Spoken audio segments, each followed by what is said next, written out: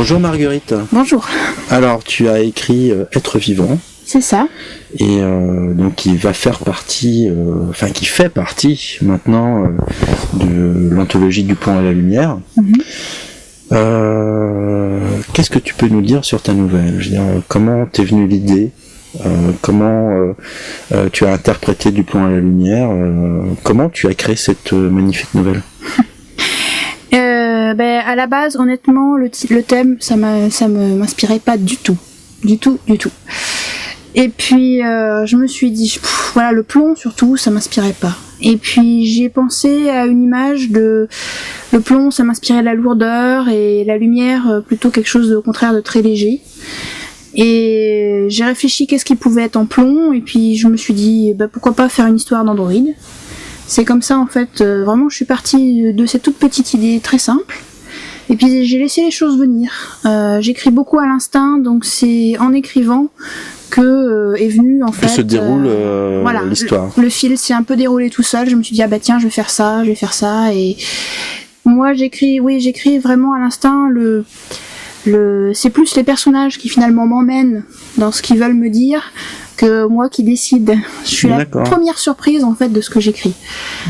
Et très souvent, ça m'emmène. Alors pour résumer, puisque tu écris à l'instinct, c'est l'histoire d'une prise de conscience, c'est-à-dire d'un être, la rencontre entre un être vivant et un être qui ne l'est pas.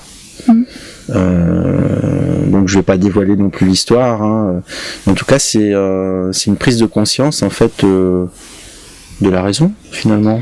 Oui, les thèmes vraiment qui m'ont inspiré, c'est ça, c'est l'évolution, c'est qu'est-ce que c'est un être vivant, qu'est-ce que c'est qu'être conscient de soi, qu'est-ce qui peut déclencher ça. C'est ça en fait qui m'a inspiré.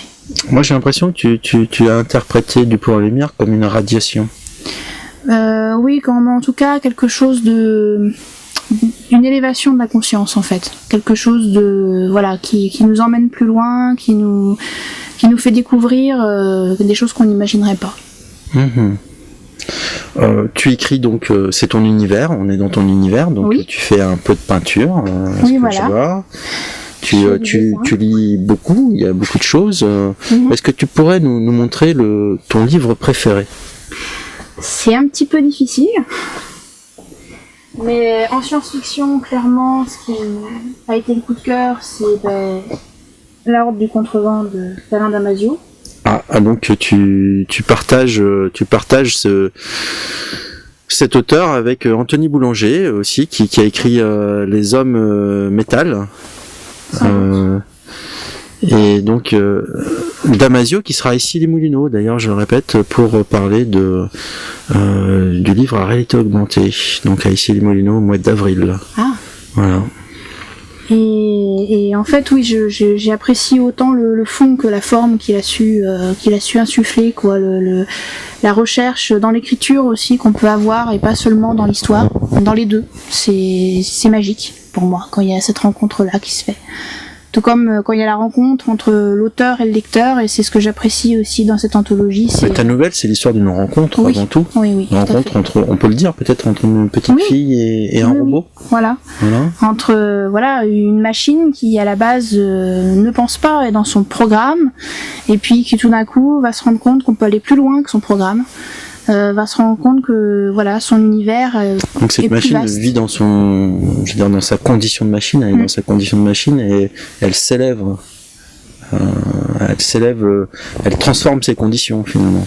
Oui, c'est ça, elle à la suite de plusieurs événements, elle va se rendre compte qu'il y a bien plus de choses à découvrir que son petit univers et son programme de base, et que ça peut être intéressant de le dépasser. Ça peut un petit peu comme cette jeune fille aussi qui elle aussi est qui est dans sa condition et qui cette rencontre se passe sur plusieurs, sur une durée. Il y a une durée qui est longue. Oui, c'est vrai qu'elle aussi dans le coup va évoluer de cette rencontre. C'est de toute façon une image de qu'est-ce qu'on peut quelle évolution on peut avoir en soi, qu'on soit une machine ou un humain finalement. Quel sera ton projet de lecture si c'est toi qui remportes le prix Mi-Saison 2017 ? En fait, la fin de mon texte m'a un petit peu frustrée dans le sens où j'avais pas envie de quitter ces personnages. J'avais envie, dans le coup, de partir à l'aventure avec eux, d'ouvrir voilà, toujours pareil, à la rencontre, à la découverte. Donc tu continues à écrire ce projet ou pas pour l'instant, mais dans le coup, ça m'a donné l'envie. Ça m'a donné l'envie de le faire. Et après, j'aimerais aussi chercher aussi plus sur la forme, mais pas seulement que sur le fond, maintenant que les personnages sont un peu plus posés. Donc ça m'intéresserait aussi de réfléchir aussi sur le fond à quelque chose entre une nouvelle et un roman, à trouver une forme un peu intermédiaire. Oui, c'est vrai que ça peut prendre la forme aussi d'un recueil, d'un recueil ou d'un roman. Voilà. Donc je pense que c'est à toi de choisir. Mais en tout cas, un recueil de nouvelles, de novellas, ça peut être dans un même univers, ça peut être quelque chose de très très bien, mais aussi un roman. Je pense que c'est à toi de définir ton projet. Qu'est-ce que c'est que cette épée là, Marguerite? Alors, explique-nous. Je fais aussi du cosplay. D'accord. Alors le cosplay, c'est le fait de se déguiser dans un personnage connu. Et de l'interpréter, de l'incarner. Donc c'est un personnage de manga qui a son épée, son armure. D'accord. Moi, tu es amatrice de manga aussi. Oui, voilà. On devine. Mais oui, ça fait quelques années que c'est aussi un univers qui me passionne beaucoup, aussi par le dessin, puisque j'adore le dessin.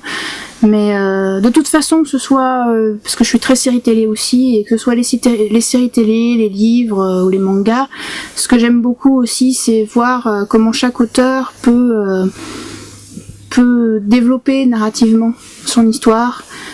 Chacun en fait quelque chose de tellement différent que c'est aussi très riche. C'est très riche. Oui, tu veux dire que ça t'apporte de l'inspiration? Ah oui, complètement. Oui, je me nourris de tout ça. C'est évident. D'accord.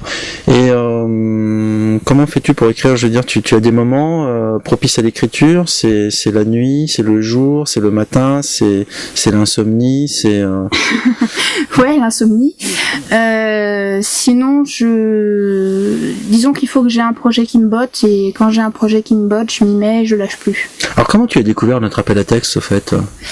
Un peu par hasard, tout simplement parce que je cherchais un appel à texte dans la volonté justement de développer mon écriture et de pouvoir explorer d'autres pistes. Et en plus, quand j'ai vu ce principe de retour du lecteur, j'ai dit ça a banco, quoi. Oui, tu penses que le principe de l'interactivité dans le roman, c'est quelque chose qui t'a motivé? Oui, et je pense que c'est le futur de toute façon du livre, c'est vraiment développer cette interactivité, parce que pour moi, on n'écrit pas un livre tout seul. Le lecteur, il fait aussi partie du livre. Oui, le lecteur invente aussi le roman, invente aussi le livre. C'est une relation de couple, entre guillemets, entre l'écrivain et aussi le lecteur, qui, suivant le jour où il lit, l'émotion dans laquelle déjà il est lui-même à la base, le moment où il peut le recevoir, ça va complètement changer le texte, finalement. Oui, bien sûr, oui, c'est très très bien, oui, c'est ce qui se passe, c'est ce qui se passe tous les jours. À chaque fois qu'un lecteur lit un roman, il lit son roman, il lit pas forcément le roman de l'auteur. Et qu'est-ce que tu penses du fait d'accompagner le texte de musique? Je trouve ça génial. J'adore cette idée, et puisqu'on vient de l'écouter, je suis complètement fascinée par la musique qui a été faite. Je trouve ça... pareil, c'est dans cette idée d'ouverture et de relier aussi les différentes formes artistiques et tous ces gens, de les faire travailler ensemble. Moi, je trouve ça génial. Alors, en fait, oui, c'est vrai que notre but, c'est vraiment de faire un livre à réalité augmentée, multimédia, où il y a toujours, je veux dire, le livre papier est toujours le support. C'est-à-dire que en cas de conflit nucléaire, on n'aura plus d'électricité, mais on aura toujours le livre papier, enfin, espérons-le, qui sera toujours consultable. Mais aujourd'hui, alors à l'heure de la technologie, on peut ouvrir un livre papier et avoir un accès multimédia à d'autres univers artistiques. Donc c'est un peu le but. On travaille là-dessus, c'est-à-dire nous on pense que le livre numérique c'est pas quelque chose qui c'est pas l'avenir, puisque c'est le livre numérique, c'est du merchandising, c'est du profit immédiat avec des supports qui vont changer, où le livre n'appartient plus au lecteur. Et là, tout ce qu'on veut, nous, c'est que le lecteur s'approprie le livre. C'est pour ça aussi qu'on propose au lecteur d'être acteur du livre, acteur de la collection, en composant lui-même, en choisissant son auteur, son illustrateur, son compositeur. Et donc je suis flatté que tu aies compris en fait notre but, c'est-à-dire que de faire des lecteurs les acteurs principaux de la collection. Comme tu disais, ce sont les lecteurs qui lisent, et ce sont eux qui doivent s'approprier l'ouvrage. Qu'est-ce que tu voudrais dire à ton lecteur ou à ta lectrice? Bien, ce que je voudrais dire à mon lecteur ou ma lectrice, c'est que je suis avide de retour. J'ai envie de savoir, comment les gens puissent vivre cette expérience eux aussi, et qu'il n'y ait pas un mur entre l'auteur et le lecteur, au contraire, qu'il y ait de l'échange, du partage. Donc tu penses que en fait le contact en fait entre le lecteur et l'auteur doit se passer par la transversalité. Ah oui, dans les deux sens. Voilà, tu veux pas monter sur un piédestal surtout pas. Et jouer à l'auteur qui contemple comme ça ses fans. Tu veux vraiment il faut qu'il y ait engager un échange vraiment, avec eux. Vraiment. C'est aussi comme ça que pour écrire on évolue, et puis c'est ce qui nous permet aussi tant qu'à faire, d'avoir aussi du plaisir de cet échange-là et de ce partage-là. On écrit certes pour soi et pour le plaisir d'écrire, mais aussi pour le plaisir de partager. Je pense que c'est important, le partage et l'échange, c'est ce qui est le plus important. Oui. Et donc toi, tu as écrit ta nouvelle pour partager, je pense, oui, avec l'envie aussi avec cette envie-là. Oui. Ouais, c'est super. Donc écoutez, je vous souhaite une bonne lecture avec Être vivant, et n'oubliez pas de voter pour Marguerite. Voilà. Merci. Merci.